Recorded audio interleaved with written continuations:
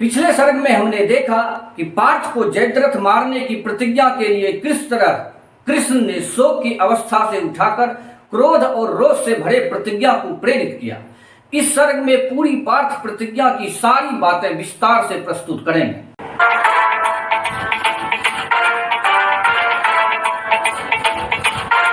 हरने लगे फिर शोक उसका ज्ञान के आलोक से, कुछ शांति देती है बरों की संतो नाही शोक में। हे परंतप ताप सहकर चित्त में धीरज धरो, हे धीर भारत हो न आरत शोक को कुछ कम करो। परंतप अर्जुन का नाम है, इसीलिए कहता है हे परंतप अपने चित्त में धैर्य रखो। निज प्रिय के विरह का दुख दाह कौन न जानता, पर मृत्यु का हो नाना जग में कौन निश्चित मानता। सहनी नहीं पड़ती किसे निज प्रिय विरह जन की व्यथा, क्या फिर हमें कहनी पड़ेगी आज गीता की कथा। हे अर्जुन, अपने प्रिय का विरह सबको सहना पड़ता है, क्या इसके लिए आज फिर हमें गीता की कथा तुमको सुनानी पड़ेगी। अपने विरह शोक को कम करो।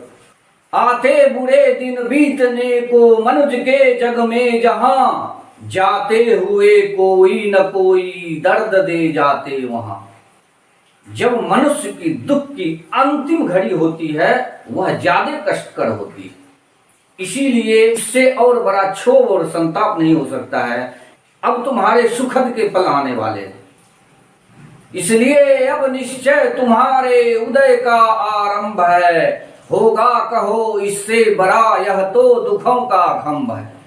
जिस ज्ञान के बल से हमेशा धैर्य तुम धरते रहे, जिस ज्ञान के बल से अनेकों विपद तुम हरते रहे। हे बुद्धिमानों के शिरोमणि ज्ञान अब है वह कहाँ, अवलंब उसका ही तुम्हें लेना उचित है फिर यहाँ। जिस ज्ञान के बल पर तुम हमेशा धैर्य धरते रहे, उसी का अवलंब, उसी का सहारा आज तुम्हें लेना है।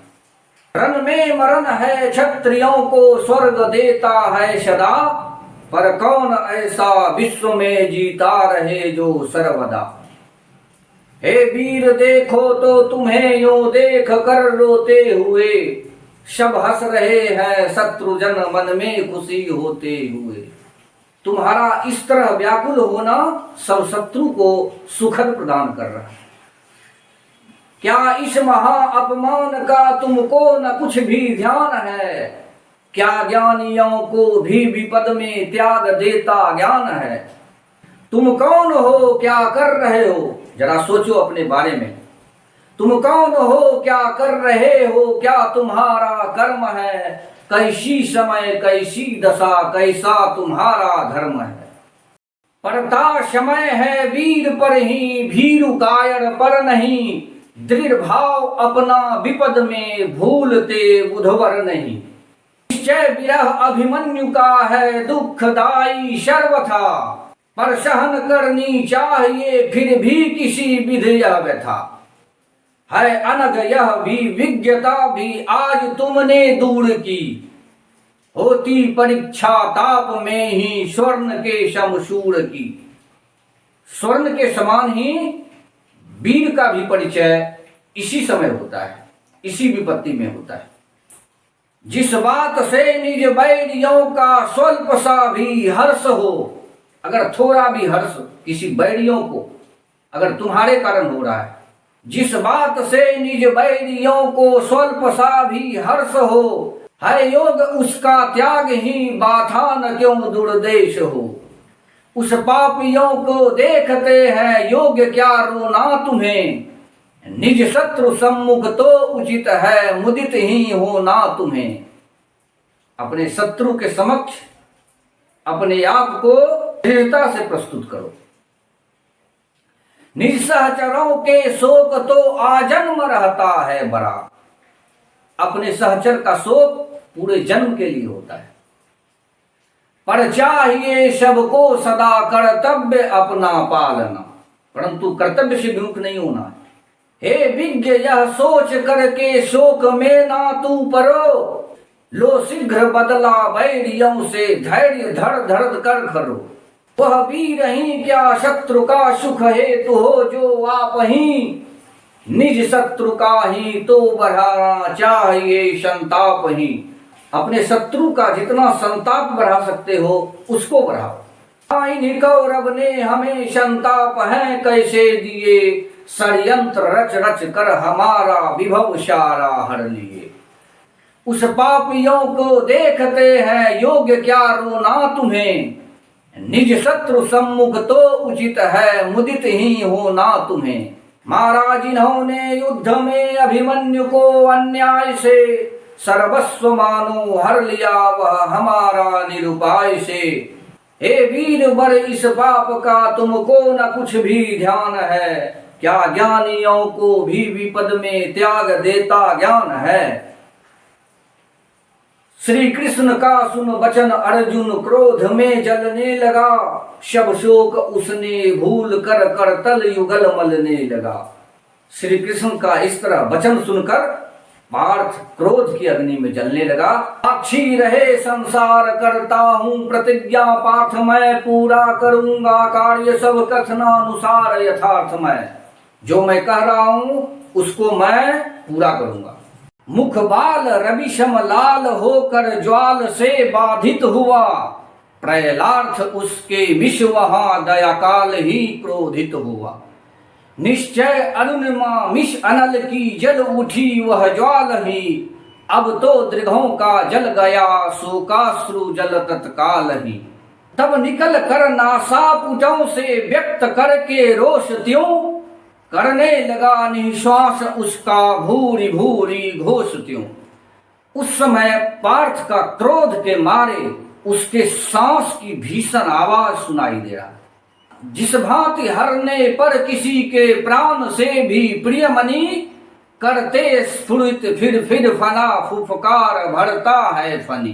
तल परस्पर शोक से उसके स्वयं घर्षित हुआ, तब विस्फुटित होकर वहां भुजदंड यो दर्शित हुआ।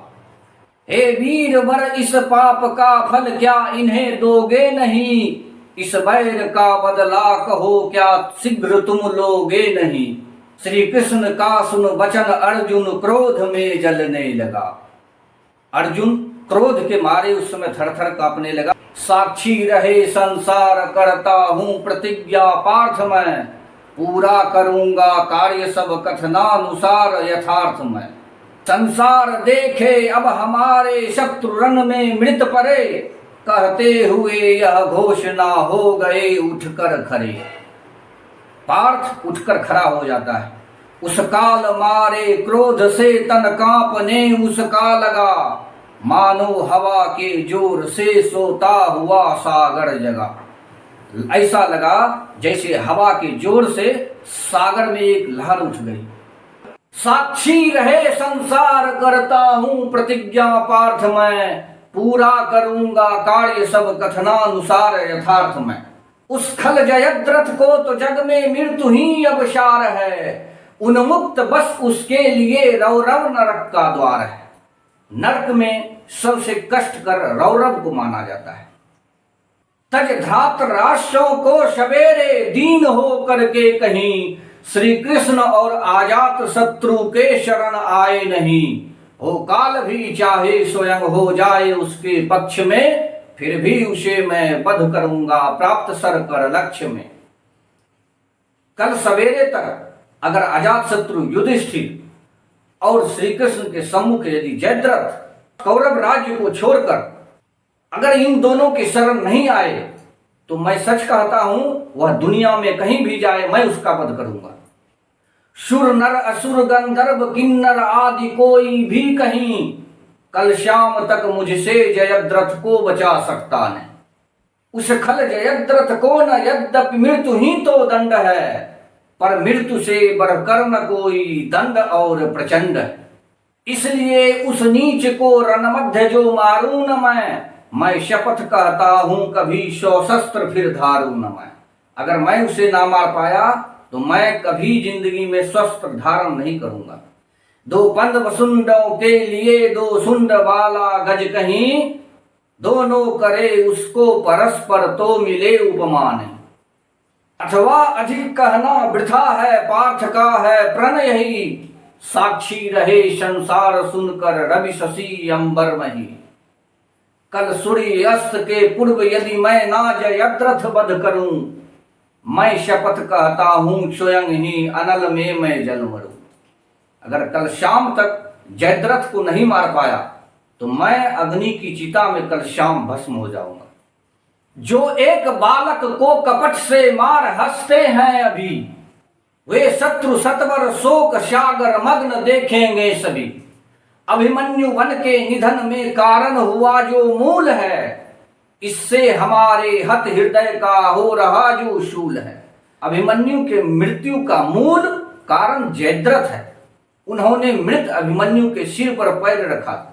चाहे चराचर विश्व में उसके कुलहित हो खरा, भूलथित कलरव तुल्य उसका शीश लोटेगा पड़ा। चाहे विश्व में उसका कोई भी, इस चराचर विश्व में कहीं भी कोई चला जाए, लेकिन कल उसका सिर जमीन पर लेटेगा। हे देव अच्युत आपके सम्मुख प्रतिज्ञा है यही, मैं कल जयद्रथ वध करूंगा वचन कहता हूं सही।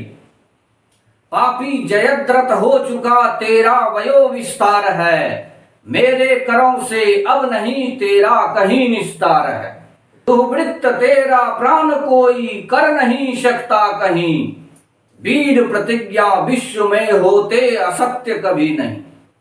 वीर योद्धा का प्रतिज्ञा कभी असत्य नहीं होता है। जिस तरह वन की आग से पूरा वन नष्ट हो जाता है, वारल जलधि से समुद्र का जल, ठीक उसी तरह मेरा रोष तुम्हारे लिए काल बनेगा।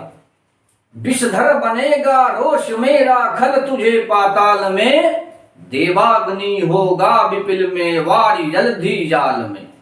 जो व्योम में तू जाएगा तो वज्र बन जाएगा, चाहे जहां जाकर रहे जीवित ना रह पाएगा। छोटे बड़े जितने जगत में पुण्य नाशक पाप है, लौकिक तथा पार लौकिक तीक्ष्ण तप संताप है। हो प्राप्त वे सब सर्वदा को तो विलंब बिना मुझे, कल युद्ध में संध्या समय तक जो न मारूं मैं उसे। करके प्रतिज्ञा यो किरीट क्रोध के उद्धार से, करने लगे घोषित दिशाएं धनुष की टंकार से। पार्थ के प्रतिज्ञा की ध्वनि उसके धनुष के टंकार से दिखने लगी, चारों दिशाएं गूंजने लगी। भीम सात्यकी कृष्ण सभी शंख उद्घोष करने लगे, चारों दिशाएं गूंजने लगी। अर्जुन की प्रतिज्ञा के बाद कौरवों को जब यह मालूम हुआ कि जयद्रथ मारने की प्रतिज्ञा अर्जुन ने की है, तो जयद्रथ यह सुनकर बहुत व्याकुल हुआ। अगले सर्ग में हम पार्थ प्रतिज्ञा की विस्तार से सारी बातें एक एक शब्द को प्रस्तुत करेंगे।